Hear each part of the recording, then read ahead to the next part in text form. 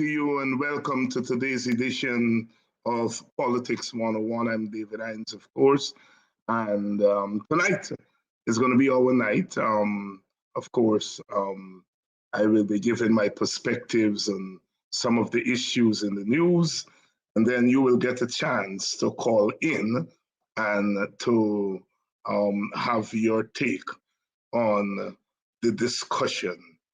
As you know, there um, have been lots been happening, lots of issues. Um, I want to welcome you all down. Uh, ensure that you share the link, let people know that we're on. We're on here this evening, and this is going to be our new time slot. We are no longer going to do the Monday slot. We're moving the Monday slot to Wednesday. So we'll be on Tuesday, Wednesdays, and Thursdays for now. So make sure you put that in your calendar. Well, as you know, we are awaiting word as to whether they would be the PNC Congress on Saturday as scheduled. From our understanding, they have appointed Vincent Alexander to look at all the issues and to determine whether uh, it is feasible to go ahead with the Congress. We should get word on that anytime today or tomorrow. Tomorrow night, we are scheduled to have Mr. Aubrey Norton on to give us an update and to discuss some issues in the news. So we're watching that situation there with the PNC Congress. I know a lot of you have a lot of interest. A lot of you are supporting the various candidates. We have had them on. Basil Williams, Aubrey Norton, Dr. Richards Van West Charles. Mr. Harmon has not come on to our program, but you know, we understand. We understand. So we're not taking it personal that he is snubbed our program, to put it mildly. But you know, politicians do what they have to do, and he may have summarized or concluded that this program is too dangerous a program to come on to, and so therefore he has found a way not to come on. It's unfortunate, but we press on. We press on. Um, uh, so we have Rickford Burke, wanted bulletin for Rickford, and last night we had a spirited discussion on it. Most of you were on. Very big program last night. Mr. Christopher Ram seems to suggest that Rickford's statements were bordering on racial incitement. The other guests did not agree with him, and so next week we're going to have a program where Rickford and Christopher Ram will be on, and Rickford will get a chance to debate Mr. Ram on his comments, and of course Mr. Ram will get a chance to speak with Mr. Burke. So we're scheduling that for next week. I think we'll try to get it on Tuesday. We are waiting to see whether Congress is going forward or not, because depends on what happens. Our show on Tuesday will be on that. Whether Congress go ahead or doesn't go ahead, on Tuesday our show would be on Congress. So I think next week, Thursday, we're likely to have Rickford and Mr. Christopher Ram on. But as I said, the discussion last night, as most of you would have noticed, was quite spirited. And we had our biggest audience ever last night. So it seems people have a lot of interest. The arrest of former Finance Minister Winston Jordan was also discussed last night. There are a whole set of other issues in the news. We are finding out that I think it was the Kaito News this morning that carried a report that is saying the housing minister was given $6 billion to spend, but he has signed off on $14 billion in contracts. He has $6 billion to spend, but already he has signed off on $14 billion in contracts. This is what the Kaito News is reporting. That's ominous. That's ominous. That's ominous. As we have said over and over on this program, that the PPP is using its office to steer resources to its supporters. You know, this is the kind of stuff that makes your skin grow. This is the Ministry of Housing and Water. This is the Ministry of Housing and Water. And according to the report,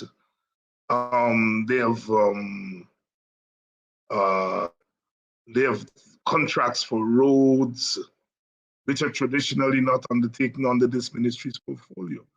Roads are undertaken under the Ministry of Works, the Ministry of Public Works. Yet here is a Minister of Housing spending money on roads, Kaito News is reporting that the Budget Agency has already signed some $14 billion in contracts for roads and other projects, traditionally not undertaken under the ministry's portfolio. The overspending by some $8 billion undertaken by the government agency has not escaped the attention of the political opposition. And as such, the matter will be raised during the next sitting of the National Assembly. This is most distressing. This is most distressing. Of course, that's two things are wrong there. First of all, those things don't fall under the portfolio of the Ministry of Housing. Roads don't fall under that portfolio.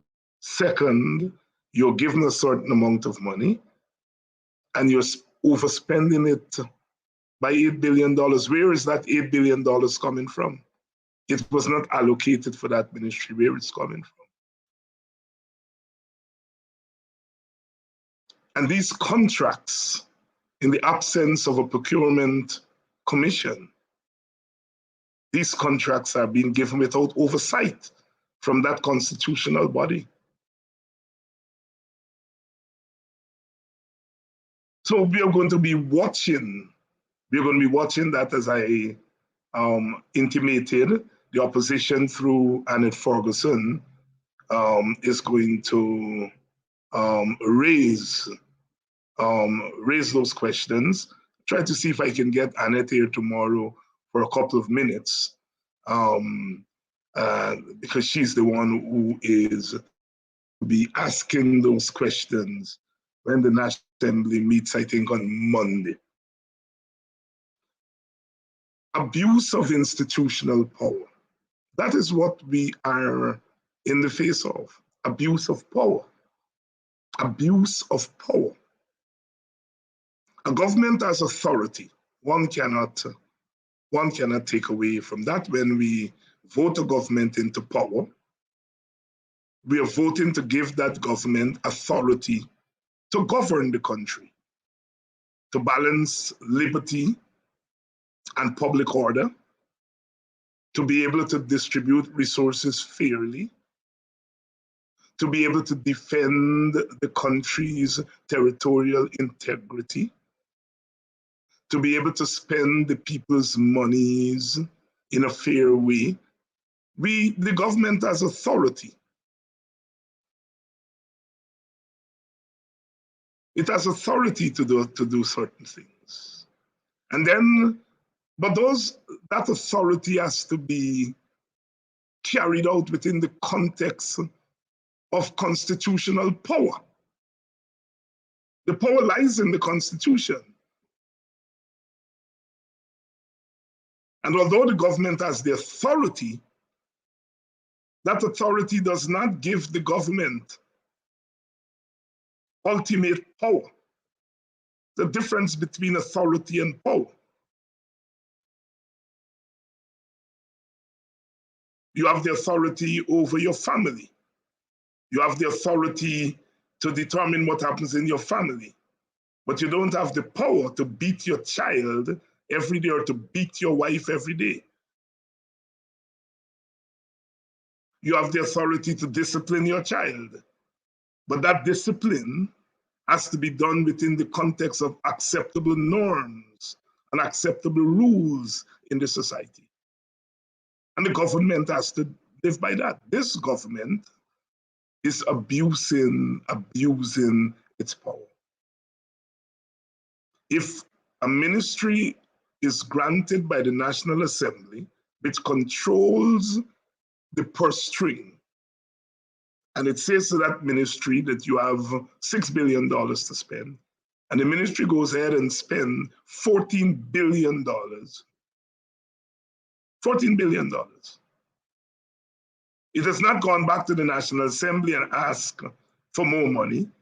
Where is that money come from? Who authorized that money? What is the Ministry of Housing doing, giving contracts on roads? We live in a country with a government that has arrogated unto itself the sole power over the lives of our people. Something is radically wrong there. Something is radically wrong. And we have got to continue to stay on top of these things. We've got to continue to be mobilized against these things. We've got to continue to stand up. We've got to continue to stand up. Because it's a government that is out of control.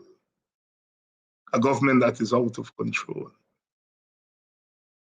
So the government has decided, and the government has decided that those of us who have sacrificed our time and our energies to stand with our people in a circumstance where the media, the traditional media, have been shut out, or we have been shut out from the opposition, from the traditional media.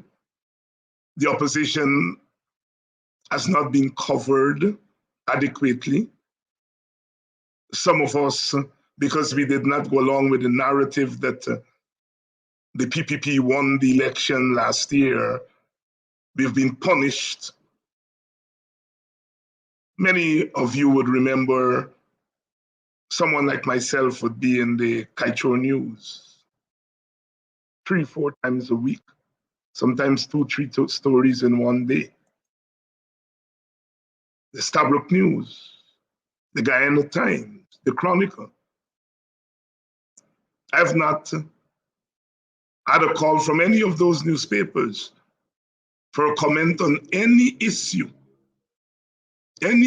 whatsoever since this government has come to power. We've basically been banned from the media, banned from the mainstream media. And we have created our own media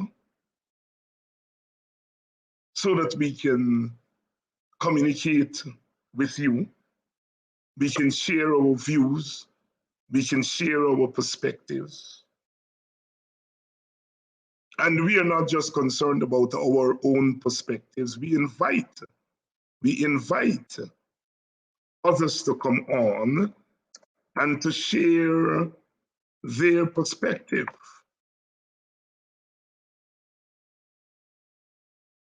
And the government, which was boasting all the time that they're getting no opposition, have suddenly discovered that opposition comes from these platforms. And so the enemies, the major enemies, are now those of us who are here in the evenings trying to engage our people. Rickford Burke and Mark Benchop and Sherrod Duncan and David Hinds are the ones that they have singled out. They've singled out. And there are others, Kidaki Amsterdam, David Matthews, Branford Burke. There are others. They're the APNU AFC guys, Randolph Critchlow, and others who are also. And so we're all in the same boat. And they've made us now enemies of the state.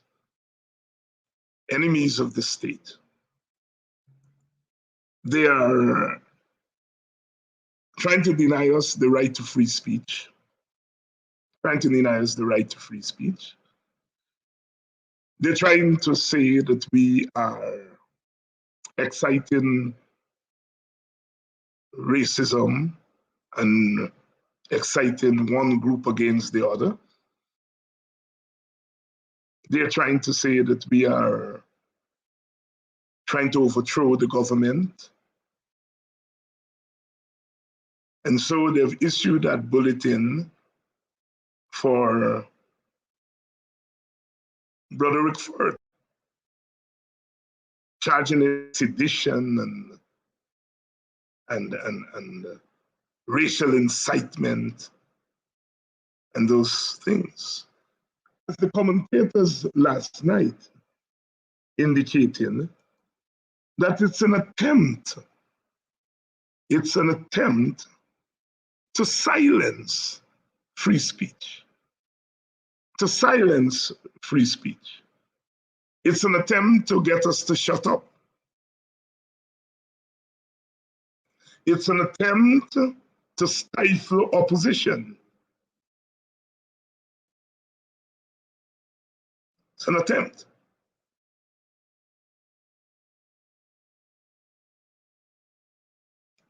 It's an attempt to say to Guyanese people who their leaders should be. These men that they have decided to go after should not be your leaders. That's part of what Ramson was saying. Look, we are going to create leaders for you. We are going to create role models for you. We are going to create fathers for you. Your leader should not be Rickford Burke or Mark Benchop or Sherrod Duncan or David Hinds. We are going to create leaders for you. And so the PPP is on the war path. It's on the war path. It has gone crazy. It has embarked on a trajectory from which it is unable to get off. As I have said over and over again, I've said it over and over again, once you let the lion loose, you are not going to be able to control it. And those civil society people who joined with external forces last year to install a government in an election that was contested. I argued then and I've argued since then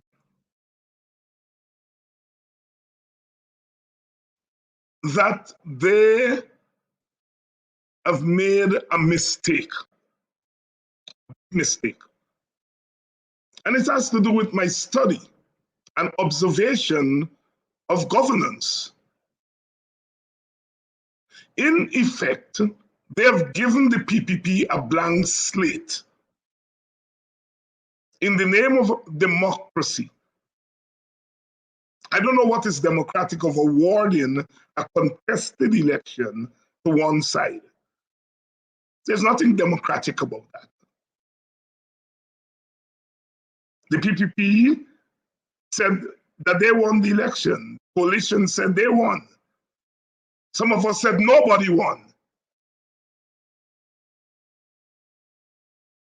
There is enough evidence coming out of the recount to show how flawed the election was.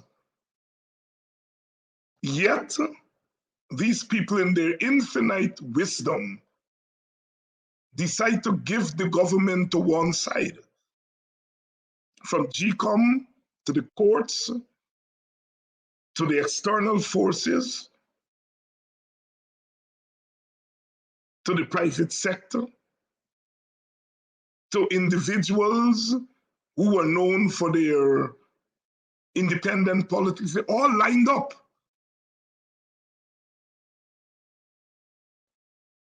And having seen to it that the government was installed, they have created this monster. They've created this monster. The PPP, insofar as all these forces decided that they won the election, they have read their mandate in absolute terms. You have a one-seat majority, that's it. If you add join the seat that Schumann is holding,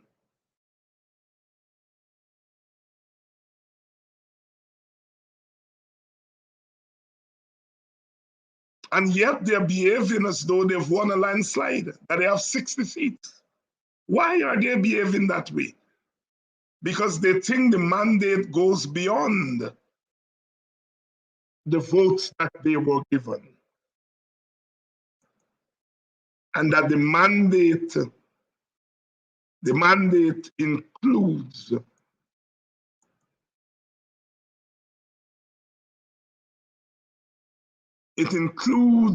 the support that they have gotten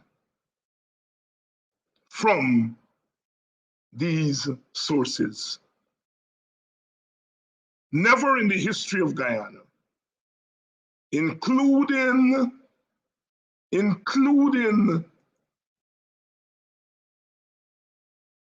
the Burnham government, which the PPP cites all the time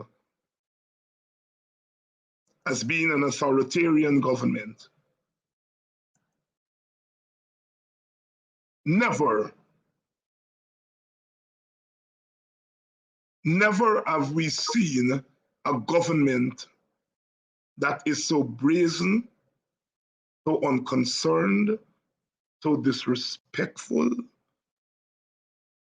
into revenge, so up in your face with racial discrimination. Never. We have not seen a government of this type in the history of Guyana, the history of post-colonial Guyana. We have not. From all the governments from 1953 to the present, we have had bad governments, but we have never seen something like this. And so now, having installed the government, and I want to say that the term installed was not conjured up by the opposition. They gave the impression. It's the American government that said that it was installed. It was not the opposition, not me, not Sherrod, not Rickford or Mark. We didn't say install. It's the American State Department. And they must know, because they were very much part of the election. They must know. We are taking their word for it.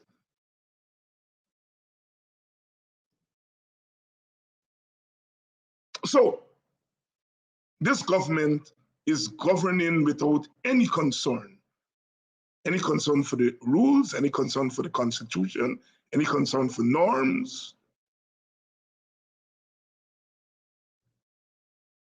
And the people in government are not fools. They're not.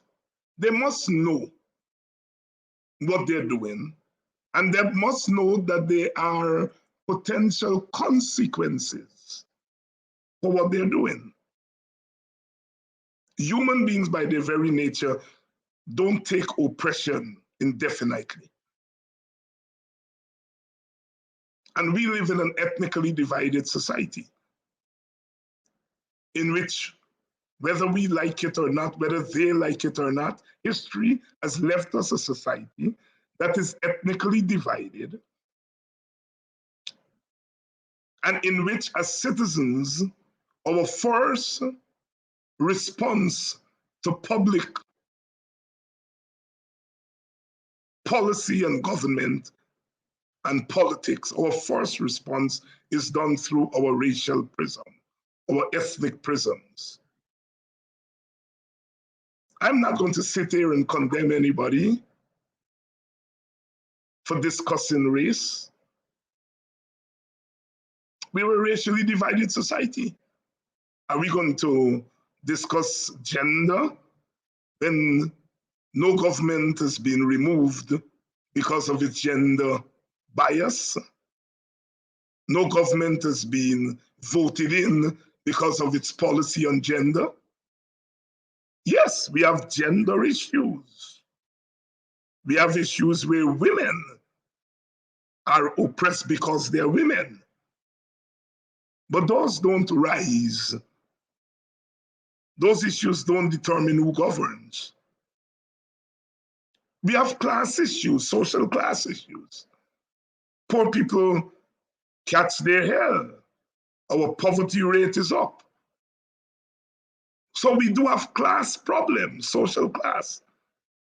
But no government has been voted out of office or voted into office because of its policies on class. The African working class and the African middle classes find common ground when it comes to politics. The Indian middle class and the Indian working class find common ground when it comes to politics. The Amerindian working class and the Amerindian middle class find common ground when it comes to politics. That's a reality. That's not David Hinds making that up. So yes, class exists, class issues, but they're not the determining factor. The determining factor when it comes to politics is race. It's ethnicity.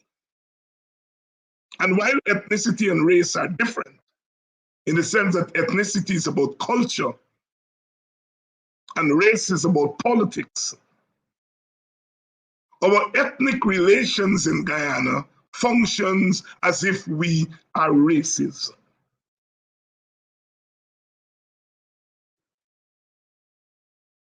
Our ethnic differences, our cultural differences are played out within the context of politics. That is why we use the term race. We operate as though we are historical racial enemies. We know race was first black and white, and so black people and white people are historical enemies. One enslaved the other. So they're historical memories. Indians did not enslave blacks. Blacks did not enslave Indians. Yes, we know there was the Eastern slave trade. Yes, we know the caste system in India is very anti-black. But as far as Indians and Africans in Guyana are concerned, neither of the two ethnic groups has enslaved the other.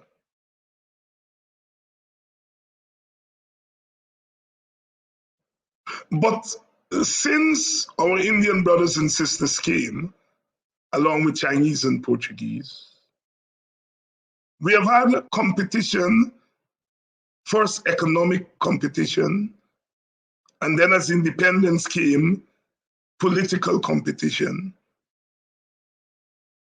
And that competition is embedded in our perception of each other. There have been anti-Indian stereotypes and anti-African stereotypes. Those stereotypes are grounded in prejudices. Prejudices.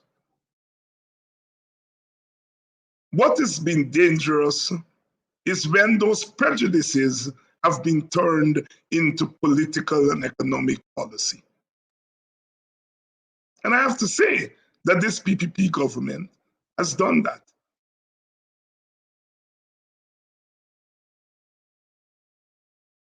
Its policies are guided by the ethnic realities in the country. The PPP must know that 90% of the economic sector is owned by Indians and Portuguese. Yet you give them all that tax break, all those tax breaks, all those concessions. And you don't know that there are going to be ethnic consequences of that. If you give them those concessions and you don't give the other group an equal amount of concessions, then you're not creating an equitable society.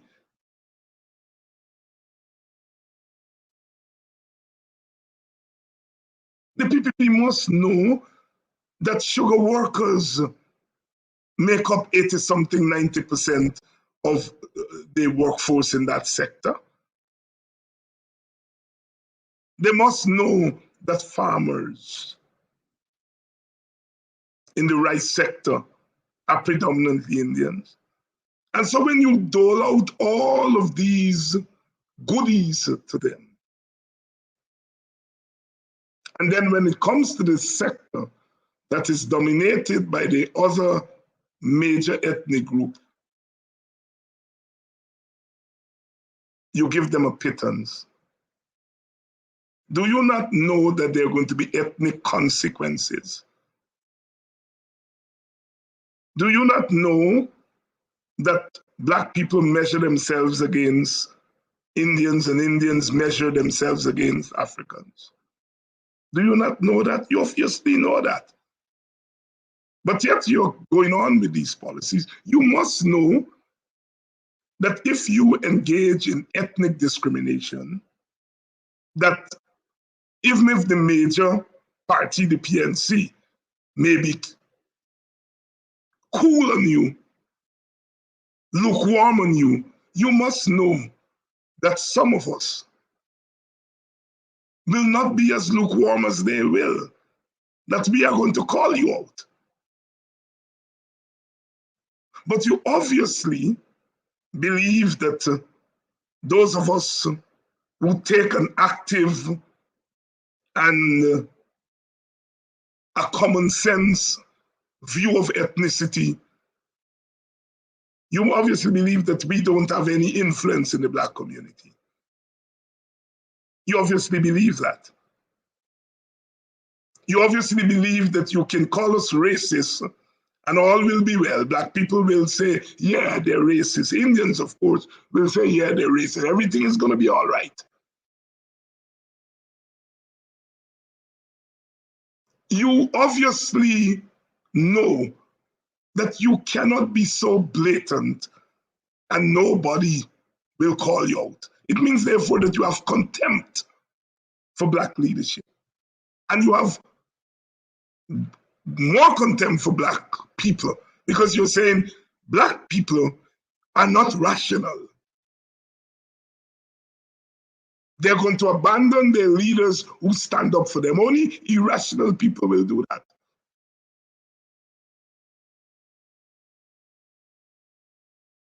Only irrational people will abandon their leaders who stand up for them. And if you believe that about Black people, then you believe that Black people are not rational.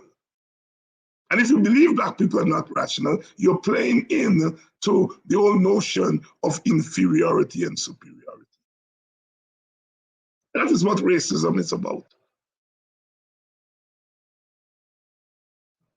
There was a school of thought in race that says Black people are emotional, they're not rational. They respond to things emotionally. There's a school of thought in race studies that white people and non-Black people are rational. They make rational decisions. But Black people don't make rational decisions. Black people are emotional. And so therefore, they are inferior. The science of race of the 19th century, which was measuring the skulls of human beings, concluded that the brains of Black people were smaller than the brains of white people. And so therefore they were mentally and intellectually inferior.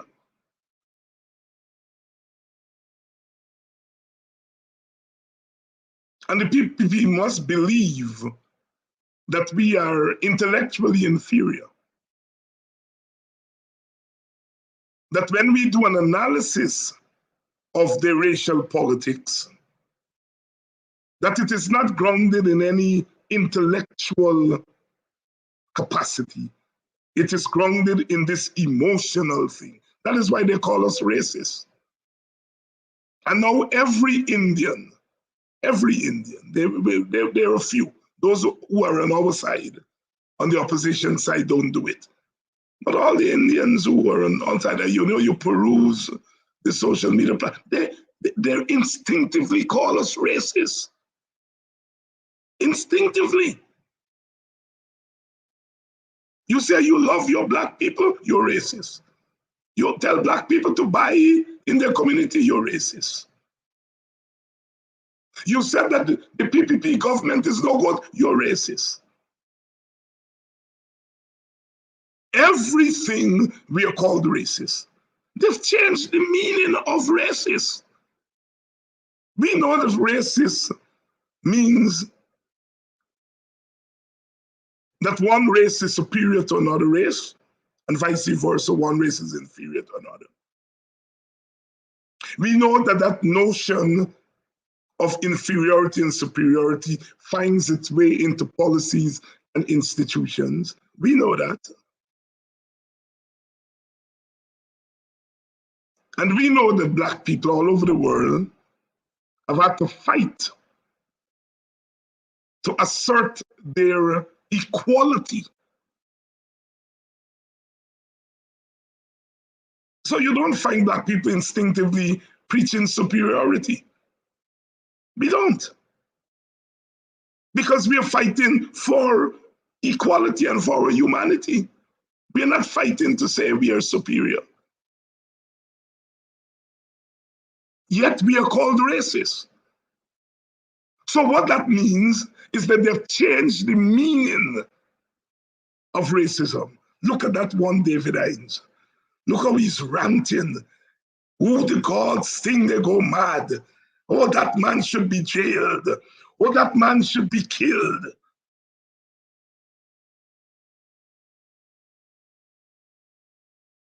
I don't beat my personal horn, but a lot of the people can't even put their foot in people like me shoe, but yet they feel that they can speak that way about me because they do not think that I'm an equal human being. It's sad, but it's true. Look at what they write about Guyana.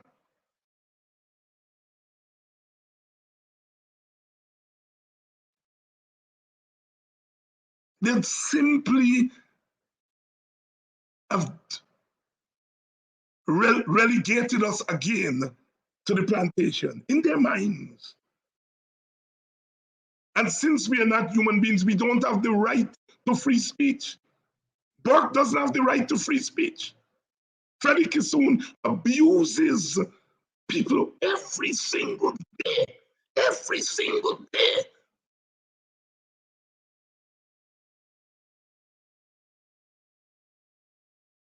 Abuses people personally. He's not called a racist.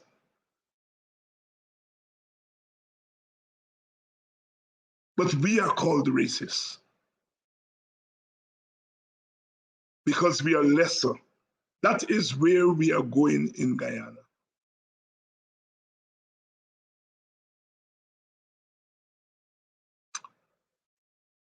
And when that happens, you cannot sit idly by. We were enslaved against our will, and we fought and we got out of that. We were colonized against our will, and we joined with others and fought and got out of it.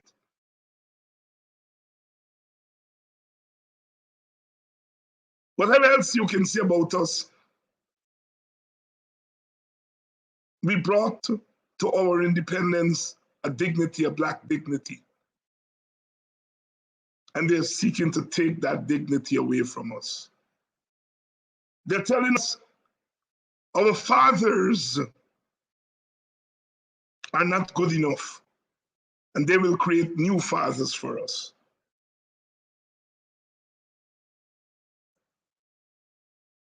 They're telling us that they are dons that they're going to install in our communities as our fathers. As our fathers. These people are on the move to create a Black community in their image. And they're taking advantage or seeking to take advantage of our weaknesses. And we have some weaknesses in our community.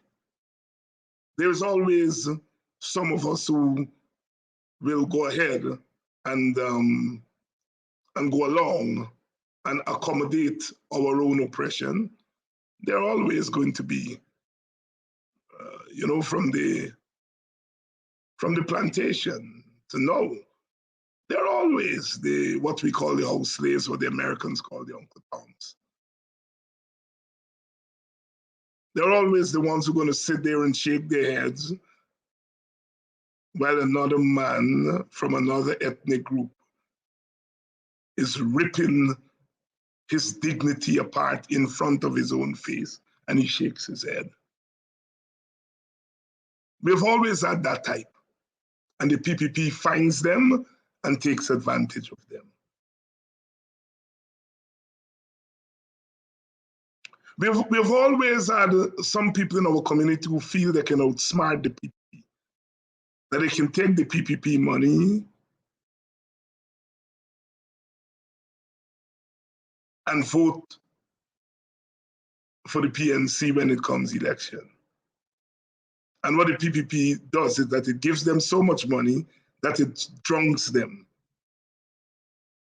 And they become enablers of the PPP. They're always those, and they're taking advantage of those. They're genuinely impoverished Black people who feel that when the PPP comes, it is bringing government resources and they're taking government resources.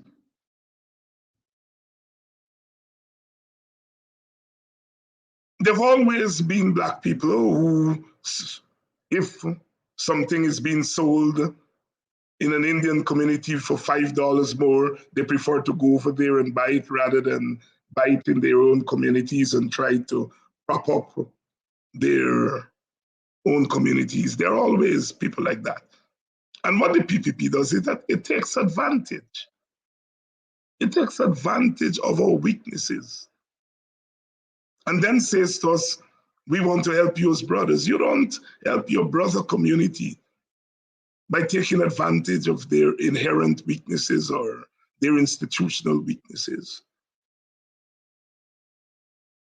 Because we do not produce, because we as much in our communities, because we do not have businesses in our communities as in the other communities.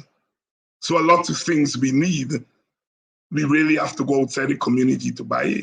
That's not our people's fault. We've been beaten out of the private sector, starting from emancipation. And so our people have to go outside and buy. And the other side wants to keep us as consumers. I made the point on another program about deficit. I am very sure without any study, and I wish some economists will do it, look and see the volume of sales from Black people who support non-Black businesses, and then look at the volume of sales from those non-Black communities to the Black community. I am very sure the deficit will be 50, 60, 70%.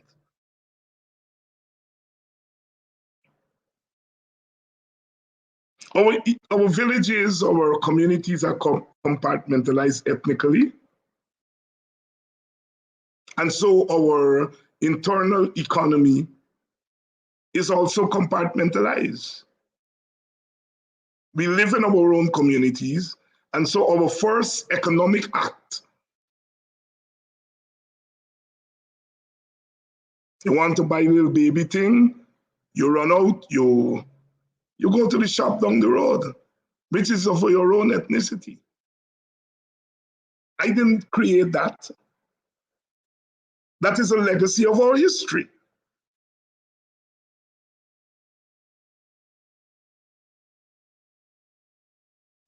So to say to Rickford Burke and to say to the rest of us that we are dividing Guyana, we are not. Guyana is already divided.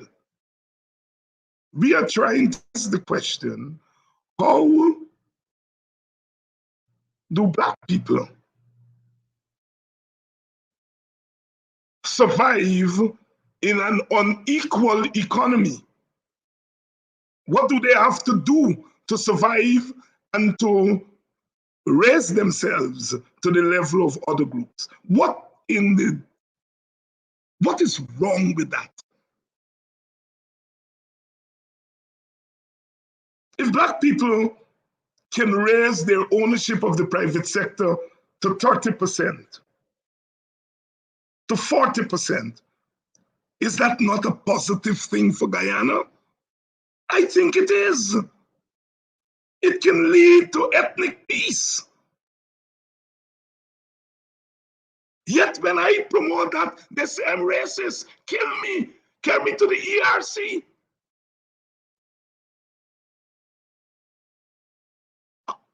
Trying to say to Black people, let's try to get some businesses in our community and raise our economic profile.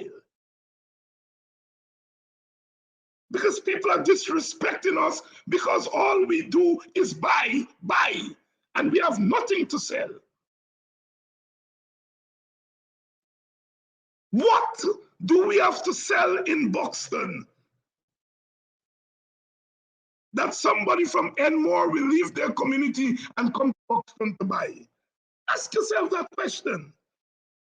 When I was a little boy growing up in Buxton, I used to see Indians come in. They would come buy sheep, buy goat, buy pig.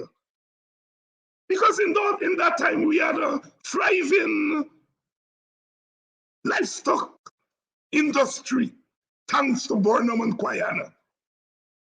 Thanks to Burnham and Quayana. Quayana was in charge of GMC, and GMC took the livestock that was produced in the communities. There was a ready market. And so people were, raising chickens and goats and sheep and pig. In the days when we made our own ham. Thanks to Quayana and Burnham. And so Indians would come across and buy those things from us.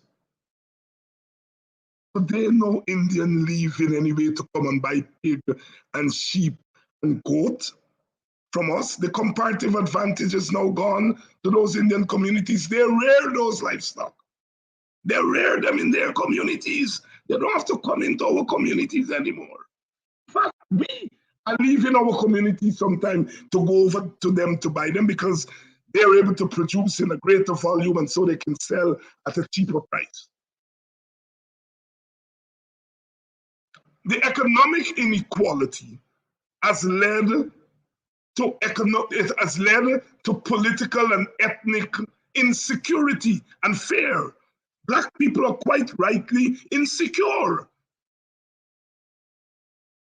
That is why some crazy Indians said they're going to poison us. They'll poison you. They could say that because they're very sure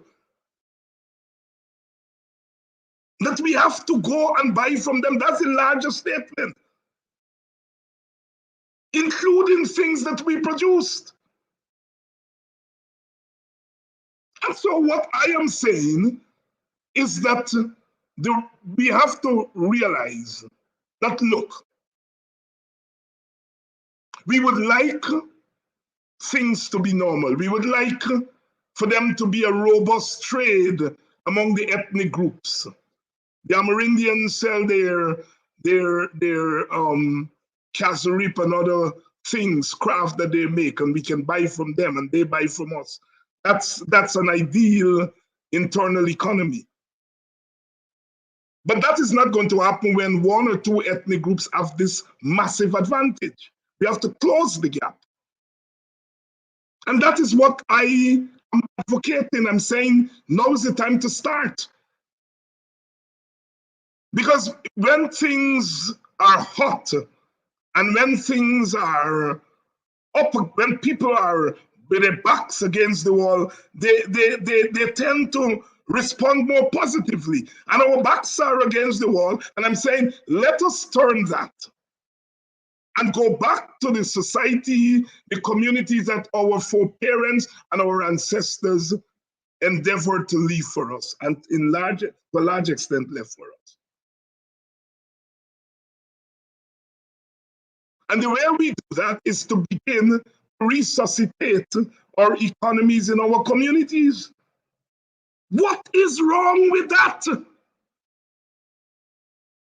Is that causing division? Well, the PPP is saying it is. David Hinds is dividing people by saying to people, look, get back to a level of self-sustenance and self-reliance.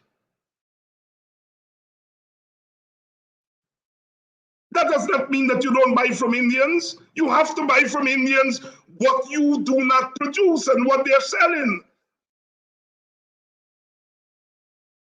And David Hinds is saying, if you're going to spend money in the Indian community, don't spend it on those big businesses that are never going to defend your interests. If you have to spend in the Indian community, spend your money on poor Indians. Give that poor Indian lady your money. Go give her the sales. Those big businesses are enabling the PPP to take away your money. Bob Marley said, "Then my peoples before me slave for this country. Now you watch me with scorn and eat out all my corn." It is the big businesses that eating out the corn. The corn that was supposed to give the public servants more than 7%, that corn has gone to the big businesses. David Hinds is saying boldly, if you can help it, don't go and give more money to those businesses. Banks DIH give their workers 9%. There is some atonement there. Banks DIH is showing that it respects its workers. I'm not going to tell you go and boycott Banks DIH.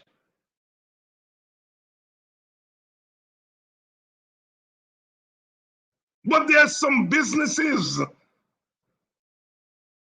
and there are a couple of black businesses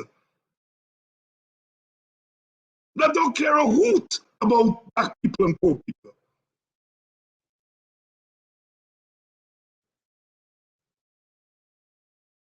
Am I going to say to you all, starve or deny you all some basic things that you need if we don't produce in our community? That's craziness. You have to buy from others. But I'm saying, do not buy what you can produce in your community. And if you have to buy across ethnic lines, I prefer you to buy from poor people, poor Indian people, poor Amerindian people. What is racist about that? What is racist?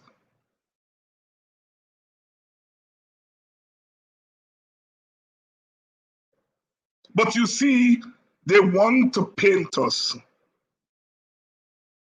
as bad people because they want to control African Guyanese. That's what they want to do, to control, because they already have control over their supporters.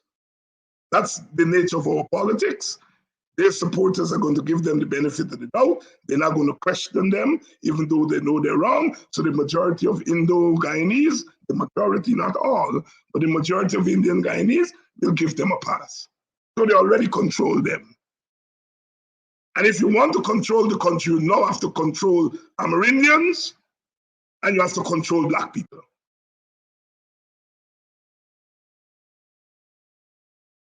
And I'm saying that we should not allow them to do that.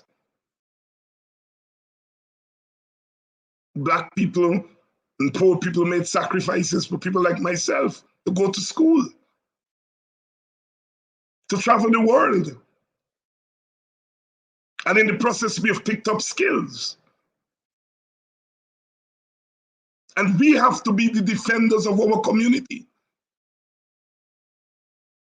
I learned that from Walter Rodney, that we black and brown scholars, we do not have the liberty, we do not have the luxury, of being detached from our people's struggle.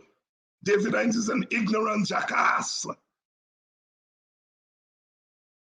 because I seek not to just use my skills in the classroom, but to use my skills in the larger classroom outside of the society, outside of the university. I'm a public scholar. I've made that choice. I'm a public scholar in a long tradition of Caribbean public scholarship, from C.L.R. James and Elsa Govaya, right through to Walter Rodney and others. I'm a public scholar. What that means is that my scholarship is not confined. When I come here every day, it's also scholarship.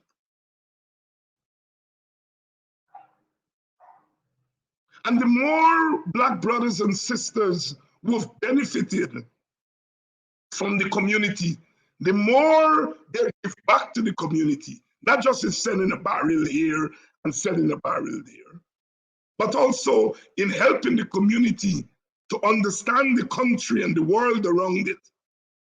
It's also our duty. It's also our duty there. There are some things that we are quote unquote trained to notice very quickly. I've studied race. I teach race. I think I have a sound understanding of racism when I see it, because I've been doing it over time. And it is my responsibility to pass that knowledge on to the masses. That's what I'm doing. And for that, I should be hauled before the ERC. When Indian brothers and sisters are doing the same thing, but no, they're superior. Some of you may have noticed that there's a big debate among Indian scholars and political leaders about Jagan. And we black people, we black scholars, we have kept out of it. I have views on Jagan, but I've kept out of it. That's not my business. Their business. Them argue and debate their hero. But if I debate, write about Burnham, why are you about the Burnham? Then debate Dero. I don't have with Burnham. There's a lot that I disagree about Burnham. Does that mean that I do not engage Burnham in his large spectrum? I oppose Burnham wrongs. He did some right things. I must engage that also. They're engaged over there in establishing on his wrongs, rights.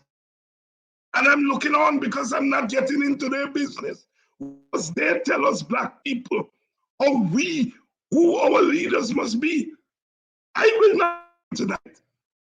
Because I will tell Indians they should like or not like Jagan. That's not my business. They're telling us that we must hate Burnham.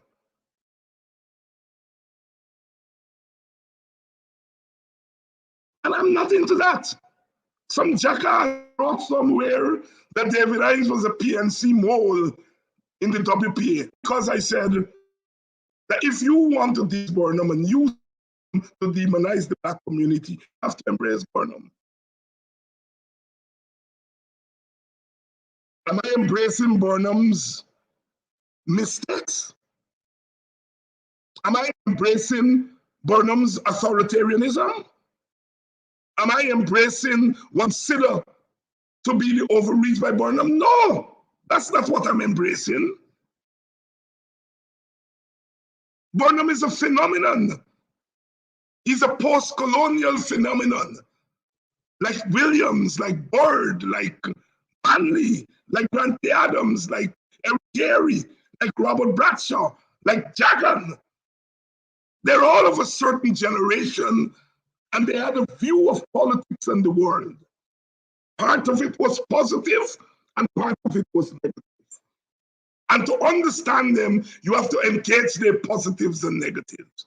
That's what they're doing with Jagan over there in their discussion.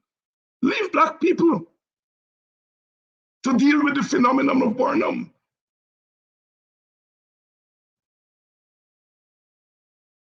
Don't tell me who I should like or don't like. Don't do that. Don't insult me. Don't believe that I'm beholden to you. In every man's chest, there beats a heart. There's a heart in my chest. There's a humanity to me to make my own decisions.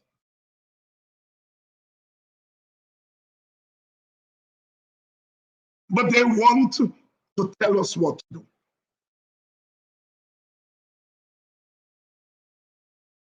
I have relied all my adult education, intellectual and academic life. I've relied on Marxism as part of my analysis of society. What Karl Marx did was spend time analyzing capitalism, and that body of work is what we call Marxism. And as an anti-colonial activist, Marxism was and is happy in terms of helping us to understand how capitalism operates at a global level and a national level.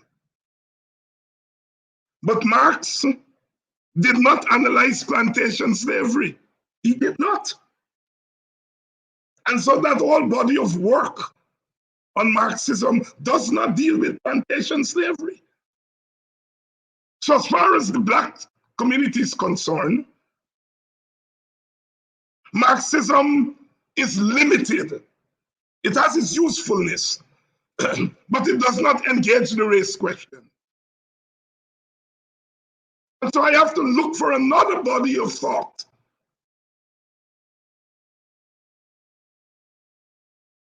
I have to turn to Du Bois. I have to turn to Rodney. I have to turn to Eric Williams, Capitalism and Slavery. Capitalism and Slavery. Still the greatest economic treatise ever written. Williams was engaging capitalism from the perspective of race.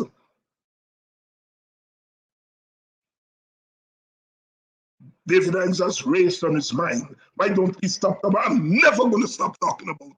Damn you. Never.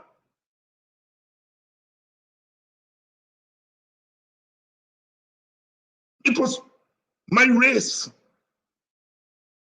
that subjugated my people for 400 years. Race that subjugated them for another 150 years under colonialism.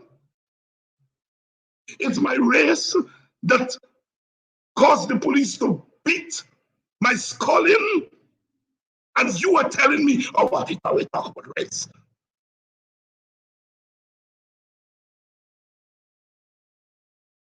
I'm a fan of Dick Gregory. What kind of fool is you? He would say. What kind of fool is you?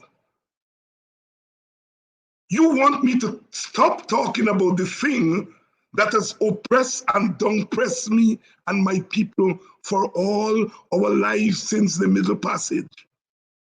That's what you're asking us to do. To get your ass off the hook? No. I do not use race to beat up anybody. I do not use race to take institutional advantage over anybody. I'm on record. I say I go to sleep every night knowing that when there was a Black government and it overreached, I opposed it from a position of principle. When there was a coalition government that was dominated by Black people and it overreached, I opposed it from a position of principle. I go to sleep every night with that knowledge that I am, me and other Blacks, we are superior in terms of our humanity. You can only do that out of humanity. Where are my Indian brothers and sisters who don't like the PPP but are silent on what the PPP is doing? Silent. In many cases, enabling it. They cannot go to sleep at night. I'm not questioning their humanity. All I'm saying, it is my humanity, my sense of the human spirit that says to me that if I I want to say to my neighbor that you are wrong, I have to examine my own house. And if something wrong is going on in there, say that is wrong. That's humanism. I may not have been born with it, I don't know. But I've developed it, and I can only have developed it within the context of my understanding of society, my education, etc., my activism. We are superior. How can we pause yet love? We've grappled with that human dilemma. How to oppose and love. And I said to my Indian brothers and sisters, you all got to work that out. You all have to call on your humanity. How do you oppose yet love?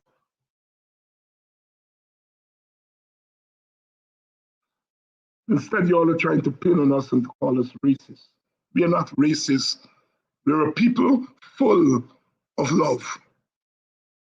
From the ashes of slavery, we've come out with dignity and love. We don't have the corner on it, but there's a lot we can teach about it coming out of our experiences. I'm going to take a short break now and then open the phones so that I can hear from you, so that we can talk, as they say on the morning show, talk the thing. Talk the thing. So if the operator can put up the number there, then we can begin to talk the thing. And we have got to talk. We've got to talk our truths. We've got to tell our truths. Nobody's going to tell it for us. We've got to tell our truths. We've got to write letters to the newspapers. When they attack Burke should not have to defend himself. The rest of us have to defend him. Please put up the number for the viewers to call in. Brother Darren Wade said last night that Rickford Burke is a hero. And he said he doesn't agree with Rickford all the time, but he recognizes that Rickford Burke is being brutalized and criminalized in a way that his foreparents were.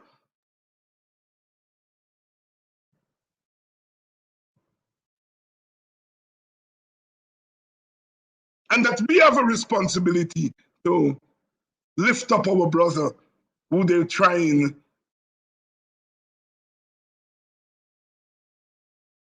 to kill. Often we wait until they kill our people and then we make noise. And Bob Marley asks, how long shall they kill our prophets while we stand aside and look?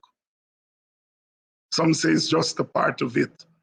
We got to fulfill that book. The book that they got to fulfill is the book that says we are inferior.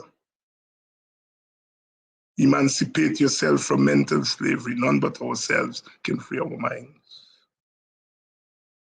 Emancipate yourself from mental slavery. So we have got to advocate. We've got to stand up. You can't leave us out there on our own. Social media, I know, is flooded. And we're doing an excellent job. But it's the other media that we have to penetrate also. The newspaper should be flooded with letters of solidarity with Brother Rickford. Our position is clear. We don't have to agree with what Rickford says. Every man kisses his wife differently. And Rickford expresses himself in his own way. Does he not have the right to speech, to free speech?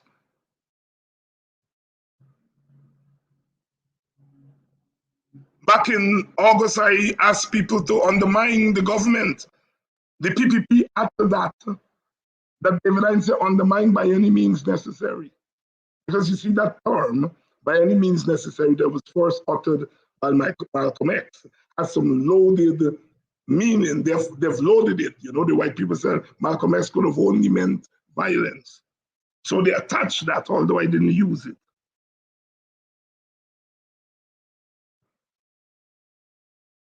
They defame us every day. Defamation of character every day. And you all have to defend us because we are defending you all. Don't just dismiss these people as mad people. We have to be on the ball. On the ball. Leave no stone unturned when it comes to defending ourselves and defending our activists and our leaders. 602 592 603 0010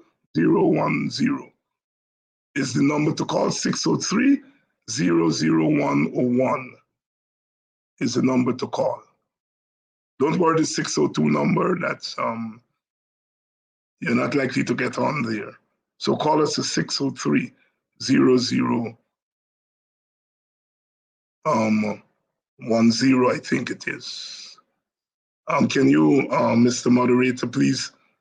There seem to be some discrepancy there with the number 603 0010. Is that it?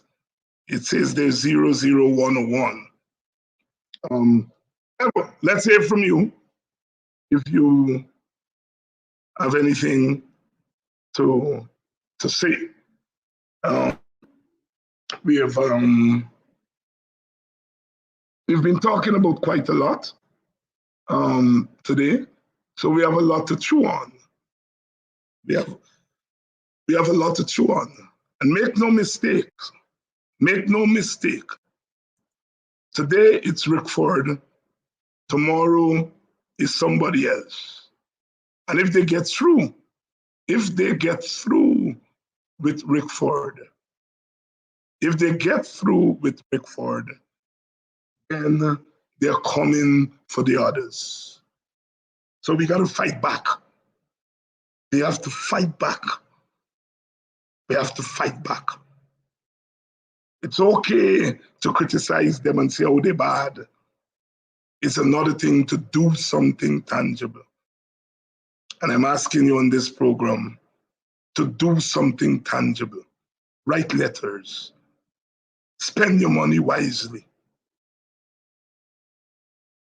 Start a Black organization in your village. Educate your people. Give them racial consciousness. Take these programs and share them to your children. Organize.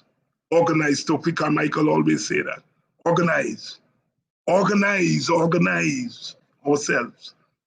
One of the ways they take advantage of us is that, yeah, we may be making some good songs, we may be making some good noise, but we are not organized. We've got to get organizations out of this. We've got to get organizations. You see, we've put all our eggs in the political party basket. And when the political party finds itself back against the wall, we are left leaderless. But now we have thrown up new leaders. And we have to turn this into organization. And you don't have to be in Guyana. You can form a SAGE group in Brooklyn. You don't have to come out in the snow now and go to some place to hold a meeting. Form your group and hold your meeting via Zoom. If you're in Europe, get together with 3-4 other people and decide we're going to form a group.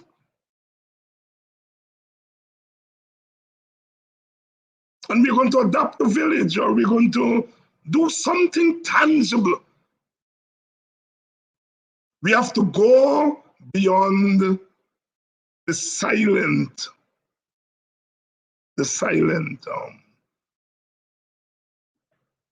thing. Help us to broaden. This program is aired on Channel 9.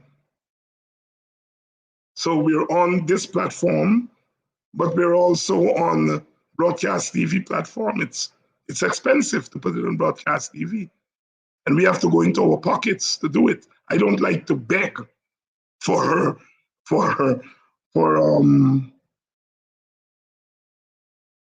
support. That's why I stay away from it. I don't feel nice doing it. But we can do with whatever support that you can offer. And some of you have been offering support here and there. But we've got to spread this word, and we live in a world that is determined by the market. It's determined by the market. And we've got to survive. And I always say, consider if 200 people contribute $5 each.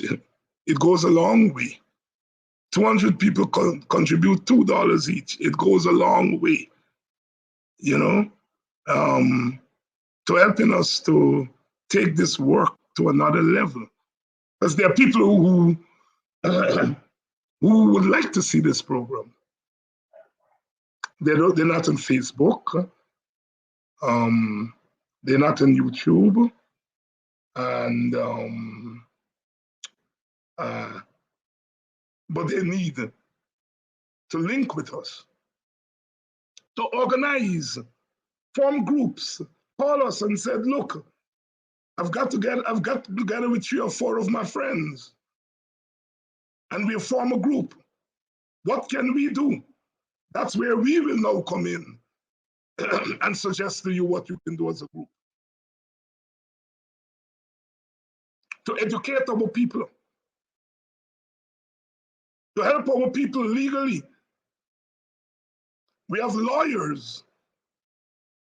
Some lawyers, Darren Wade and brother Nigel Hughes and others who are working every day to defend our people. They're giving up their time. They have families to feed, Although they're doing pro bono work, they have families to feed. We have thrown out on this program a defense fund.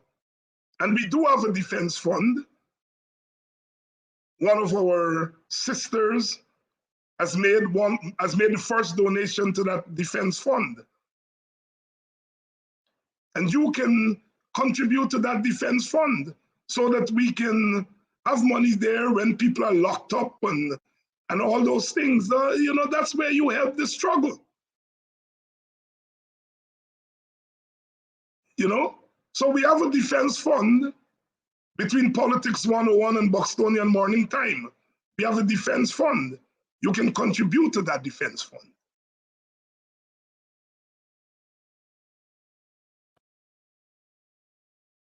So it is important that we support ourselves. So form organizations. If it's 3 of you, 4 of you, all right? Form the organizations. We will help you. Sister made a suggestion a couple of weeks ago to say we should have a forum in which we do like a workshop on what to do to form an organization, and what do you do once you form that organization. And we're following it up. We're following it up. So yes, like I said, I'm not in the business of begging. I hear Jack Dio and them say that we making money off of these programs and all that nonsense that they say. Make money off of any program. We have to go out and work like everybody else. But they want to dissuade you from supporting your own organizations and supporting your own entities. So here is a call to remember Politics 101 in helping us to stay on air and to expand further. And it's not the amount that you give. That's not the thing. If 100 people give $2 or $1, it goes a long way. Because everybody has their own struggles, their own personal struggles, and those who are in a position to contribute should do, because I can tell you, we've got expenses to take care of. And like I said, we come from a political tradition where you put your hand in your pocket. I've learned that. You have to put your hand in your pocket in order to keep the struggle going. And we do. And so in whatever way you can pitch in, I know Christmas is coming, and so we are stretched thin, but we can do it. The phones are quiet tonight. Maybe we have a lot on our plate to chew after tonight's quote unquote lecture, and we're not even hearing from some of our regular people. The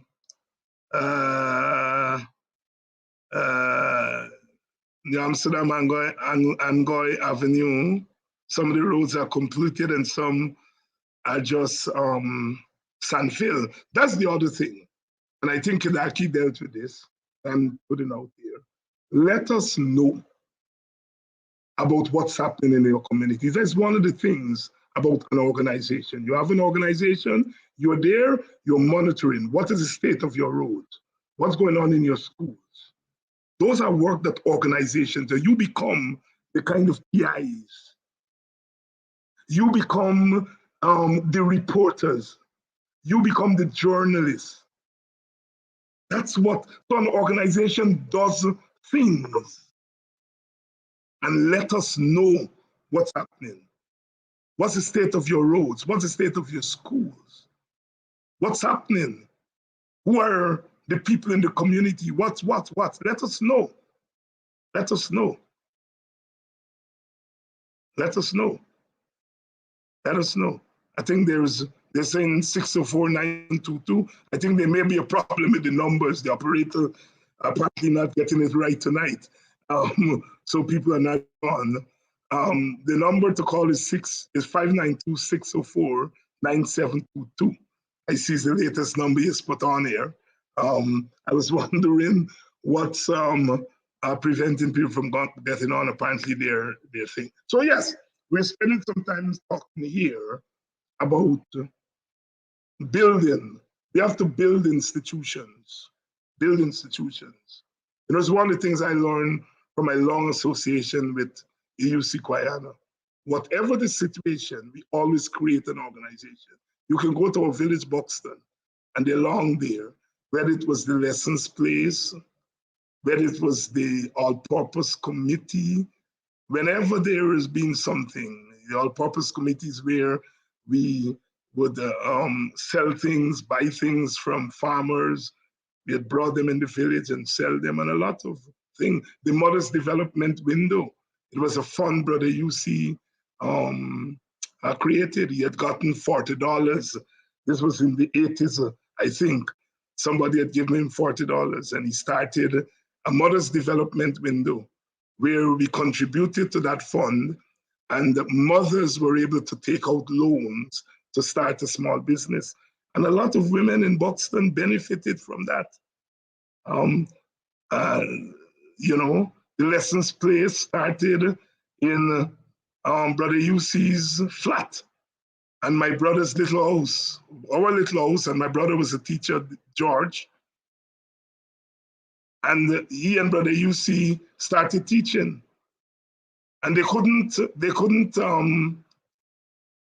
two little houses couldn't hold the number of students. And they then asked a family in the village for a shop that was close up there. And that place became the lessons place. We serviced 300-400 students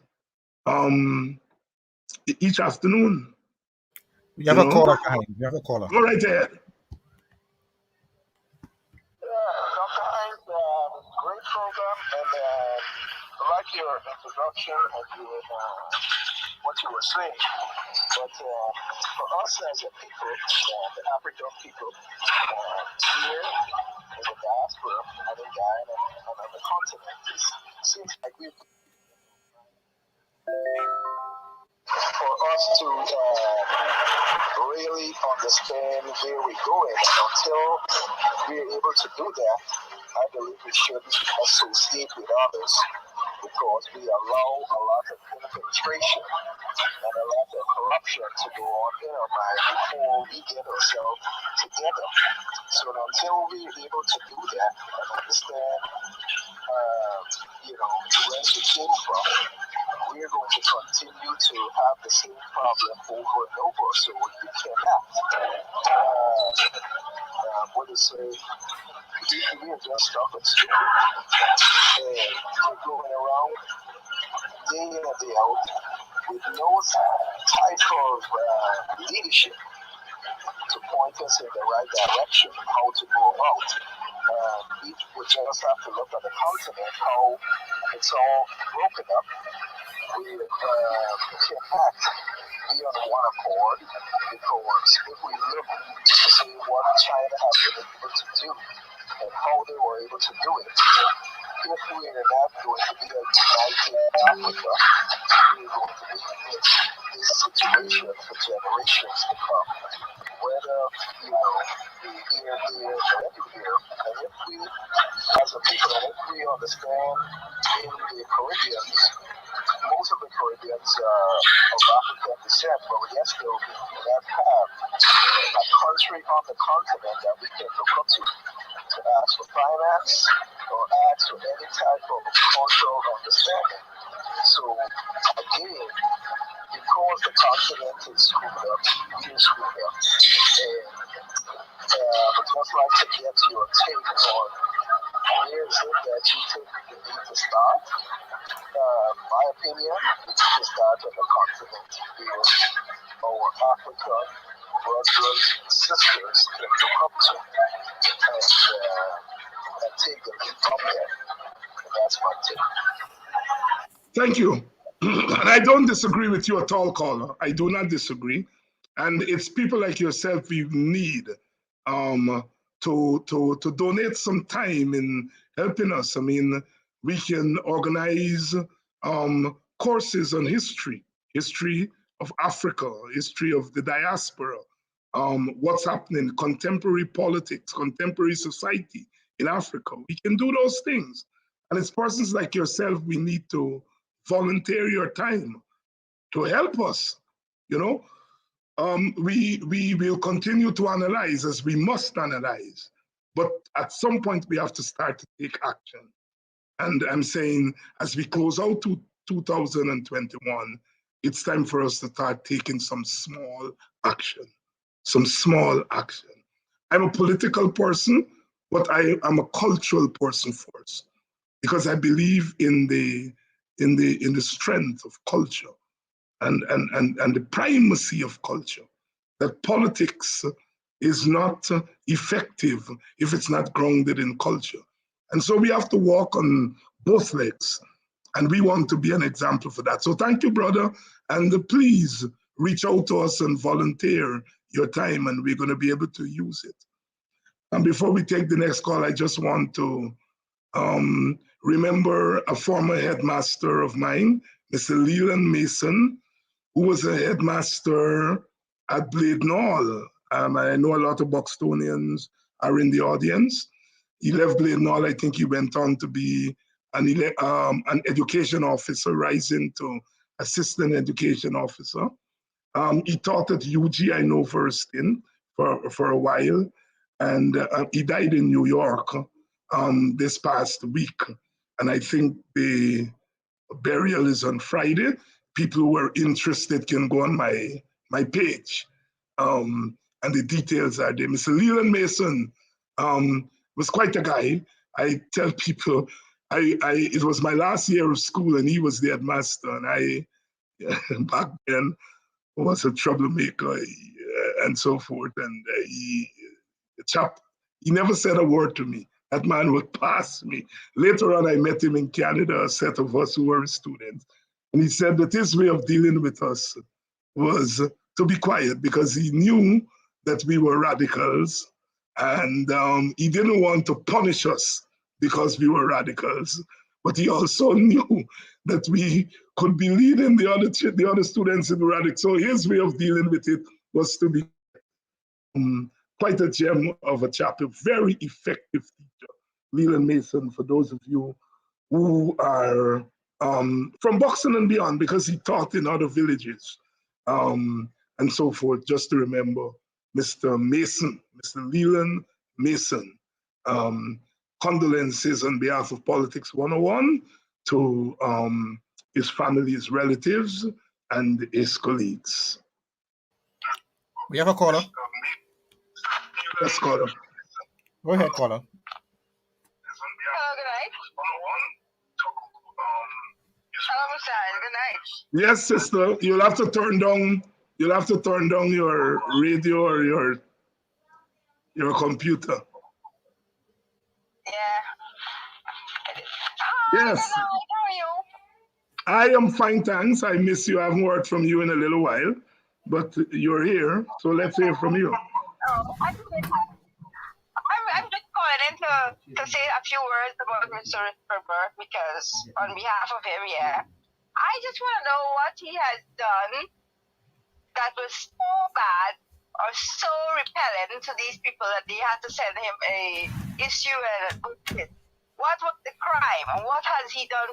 Whereas he is doing a lot of representation of the Guyanese people, mostly all the way from New York, because it's like, okay, he is all the way in New York and he sees that Barajaglia is not doing anything to benefit the country, and they are promoting racialism to the max. He recognized that, and he's just trying to stand up for Guyanese people. What is it so wrong that this guy has done, Mr. Rickberg? I am representing him. I am behind him 100% because he's been doing something wonderful for the Guyanese people. At least he is voicing his opinion on what is going on in our country. And whereas nobody else on the diaspora or the outside is not doing that, So I just want to know what crime has he committed, so that these people, these installed government, which is Barajak, they will have to send a bulletin out to do that. Whereas it has bigger criminal that they are not seeing about. They're not running down all the criminals that is doing a lot of damage to the country also. Why are they not seeking into all these Chinese people and all these people are taking our gold and bauxite and manganese and all those things out of the country for nothing of the cost, price nothing, and they're not even doing anything about it. They also cause him to send a bulletin out for him, whereas he has been flapping his mouth all on social media about Rickberg. On critics, they know the critics too. He has been talking a lot of nonsense. Not only Rickberg, he has been, putting down and talking down. He has also mentioned Amanza. But Rickberg is the one who he's deliberately ridiculing of all kinds of crimes and what the man hasn't done. And I have never heard of those things. I mean, if the guy left this country since he was 17 years old, what crime has he committed in this country so that you could say, oh, he did this and he did that, and he's a criminal, and you don't know nothing about it? And he didn't even know himself Jack Dave didn't even know that he taught Rickford in school. You know what I mean? Yeah, That's yeah. what I want to know. I want to know what is the crime, what crime has been committed here so that Rickford has to face all these embarrassment. Well, I can tell you the crime. The crime is standing up for justice. When there are people who would like to control, standing up for justice becomes so a that's crime. a crime in the PPP eyes? In the PPP's eyes. Regime, that's a crime. Yes. If you stand up for justice, they feel that you're a criminal. And people like yourself have to stand up and defend Brother Rickford. You don't have to agree with everything that Brother Rickford says, but you all have to let them know that there is a critical mass of people who do not believe that Rickford Bork is. Thank you so much for calling in and to express your solidarity with Brother Rickford. Thank you. Yes. Yes, the caller there asked the question, what has he done? What is the crime? What is a crime? Why are you going after him? There are other crimes that are committed on the Guyanese people every day, economic crimes, crimes committed by external companies. And you are going after Rickford Bork because he says that you are governing by race and that you're an authoritarian government. Yes. Are there any other calls? If there are not any other calls right now, we are going to call it a night. And remember, as I say, get our organizations together. Make your Christmas contribution to Politics 101, and let's keep ourselves going. And tomorrow night, I will have Aubrey Norton on. By tomorrow, we will know whether there'll be Congress or no Congress, but Aubrey will be here to give us an update. And so I see you guys tomorrow night. Thank you so much for being a wonderful audience.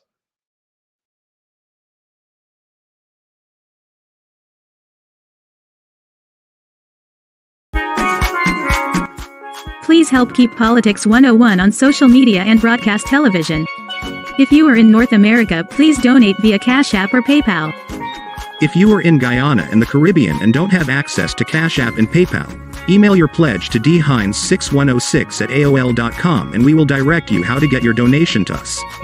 Thank you in advance for your donation.